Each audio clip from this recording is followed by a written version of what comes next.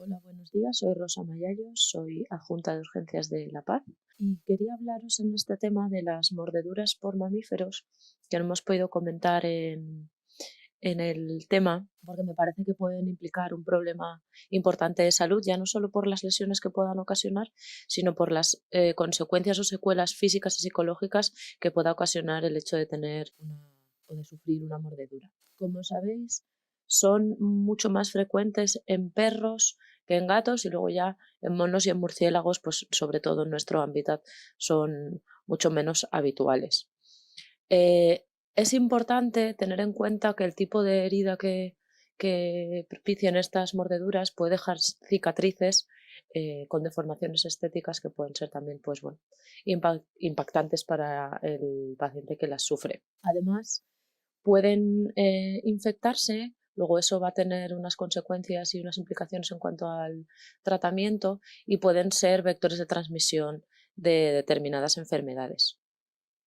Suelen ser más frecuentes en las extremidades, sobre todo en las superiores, y secundarias a estas o las siguientes en frecuencia serían las de la cabeza y cuello, sobre todo en los niños, y después las que se producen en el tronco. El 80% de las mordeduras suelen ser leves y normalmente se deben a animales domésticos, pero también puede deberse a animales vagabundos que en nuestro ámbito pues también hay. Suelen ser más frecuentes en niños que en adultos.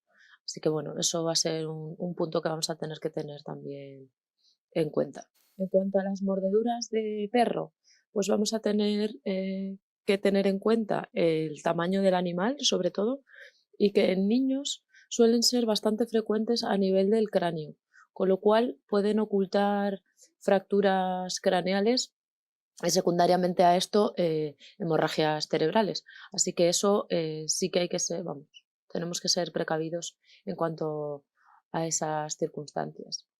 Pueden producir tanto abrasiones como heridas punzantes, que estas son las que tienen más riesgo de infección, y luego laceraciones que pueden ir con avulsión o no del miembro.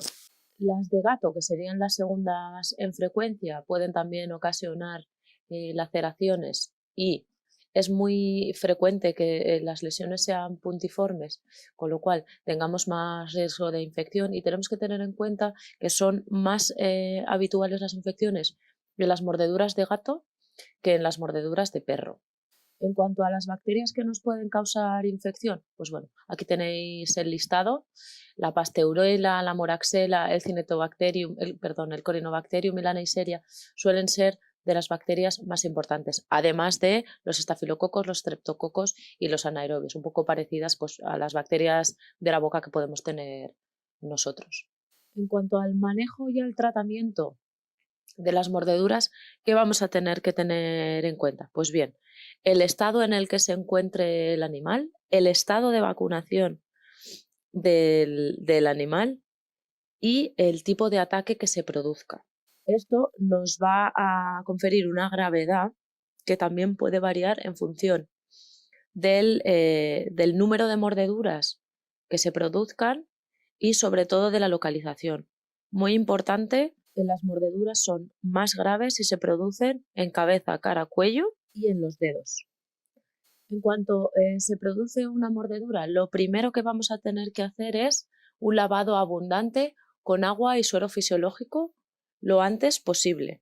En los casos de lavado no se aconseja el uso de soluciones que puedan teñir la piel, como por ejemplo puede ser la pavidona yodada. Si es puntiforme, es importante no irrigar ni con jeringas ni con catéteres la herida y no introducir estos instrumentos en la herida para aumentar el tamaño ni para seguir el trayecto. Además, en algunas ocasiones es importante realizar una radiografía pues para ver si la lesión ha alcanzado el hueso o la articulación, por ejemplo, y va a ser siempre muy importante la administración del analgésico. En cuanto a la sutura y el desbridamiento, pues bien, vamos a tener que tener en cuenta que la sutura no se realiza de forma sistemática y que se puede diferenciar entre una sutura primaria, que va a ser la que se realice en las mordeduras que se produzcan cabeza y cuello y en aquellas en las que pueda existir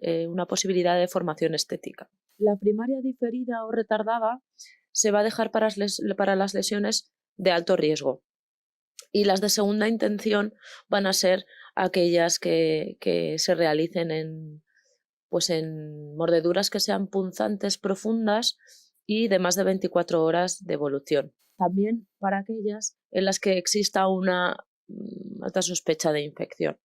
En cuanto al desbridamiento quirúrgico, pues bien, va a tener sobre todo importancia en aquellas mordeduras en las que tengamos cuerpos extraños en la herida y en aquellas lesiones en las que exista tejido necrótico visible. Importante también en todas aquellas heridas en las que exista una evolución de más de 8 horas.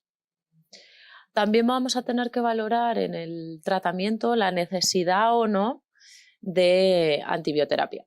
La profilaxis antibiótica, por tanto, va a haber que valorarla en todas aquellas mordeduras que sean punzantes y profundas, sobre todo en aquellas que se producen por gato, que tienen mayor tasa de infección, en aquellas heridas que se hayan producido en cara, manos, miembros inferiores y en genitales, y sobre todo en aquellas en las que haya sido necesario aplicar un desbridamiento o en las suturadas de más de 8 horas de evolución. Importante también en inmunodeprimidos. Y obviamente, si existen o si vemos signos de infección, pues ya el tratamiento no va a ser profiláctico, sino dirigido. ¿Qué tratamiento vamos a aplicar? Pues bueno, si el tratamiento se puede administrar vía oral, vamos a considerar la amoxicilina clavulánico o las cefalosporinas de segunda o tercera generación. Normalmente el tratamiento se va a mantener entre 3 y 5 días. Si la infección es grave, pues nos plantearíamos ya la amoxicilina clavulánico vía intravenosa asociado a clindamicina o carbapenémicos o cefalosporinas de tercera con clindamicina. En aquellos pacientes que sean alérgicos a las penicilinas, pues bueno, podremos valorar el Septrin más clindamicina, aunque podríamos también valorar las quinolonas. Otro punto importante a tener en cuenta va a ser la administración de la antitetánica. Se debe plantear en todas aquellas, en todo caso de mordedura, vamos, según la OMS, de forma profiláctica. Si se sospecha además que pueda existir riesgo de tétanos, se administrará tanto la vacuna como la inmunoglobulina, haciéndolo siempre en sitios distintos. Normalmente esto se considera pues, en los casos en los que se han administrado menos de 3 dosis o en los casos en los que el paciente desconoce su estado de vacunación. Importantísimo también en mordeduras, valorar la vacuna antirrábica así como la inmunoglobulina.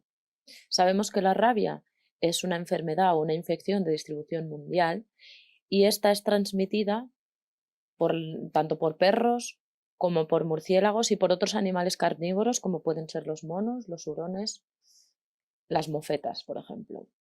Es menos frecuente en los casos de mordedura por gato, pero no obstante también hay que valorarlo. La transmisión por la propia mordedura o por la medura de heridas abiertas o mucosas es la forma en la que nosotros podemos contraer la rabia. Y si ésta se desarrolla, la mortalidad es prácticamente del 100%. Es además importante tener en cuenta que el riesgo de infección o de contagio aumenta cuanto más proximal al sistema nervioso central es la mordedura. Por lo tanto, es importantísimo vacunar lo antes posible.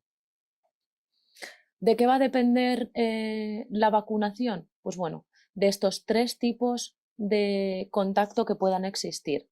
En el caso de que el tipo de contacto solamente haya sido tocar a los animales o alimentar a los animales o una lamedura sobre piel intacta, simplemente vamos a lavar la piel y no vamos a realizar profilaxis posexposición.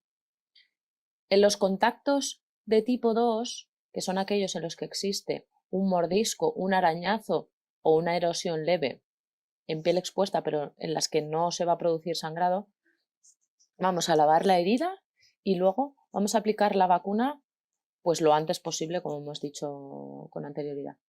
En los tipo 3, que son los más peligrosos, son aquellos en los que existe o bien un arañazo o una mordedura con lamedura en una lesión, una piel lesionada y con riesgo de contaminación de mucosas por la saliva.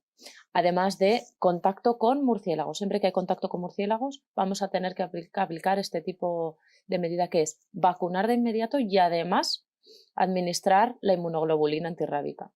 En España, pues estas dos vacunas que tenéis aquí, y deben administrarse de cualquiera de ellas dos 3 dosis de 1 mililitro los días 0, 7 y 28. En los casos que además de la vacuna hay que administrar la inmunoglobulina específica, la vamos a administrar infiltrando la herida en profundidad y los alrededores, y el resto del vial lo vamos a administrar intramuscular en una zona distante y distinta a donde se ha administrado la vacuna, siempre teniendo en cuenta que hay que intentar evitar la zona glútea. Existen dos tipos de inmunoglobulina aquí en España, que son la Imogram y la Verirab, y esta se va a administrar a una dosis de 20 unidades por kilogramo de peso del paciente. Además, es importante tener en cuenta que existen dos regímenes distintos de administración. El ESEN, que implica la administración de 5 dosis los días 0, 3, 7, 14 y 28, y el régimen Zagreb, que son 4 dosis y 2 de estas se administran el día 0 y luego otra el día 7 y otra el día 21. Hasta aquí todo lo que os quería contar sobre las mordeduras y que espero que os pueda servir en el futuro. Muchas gracias.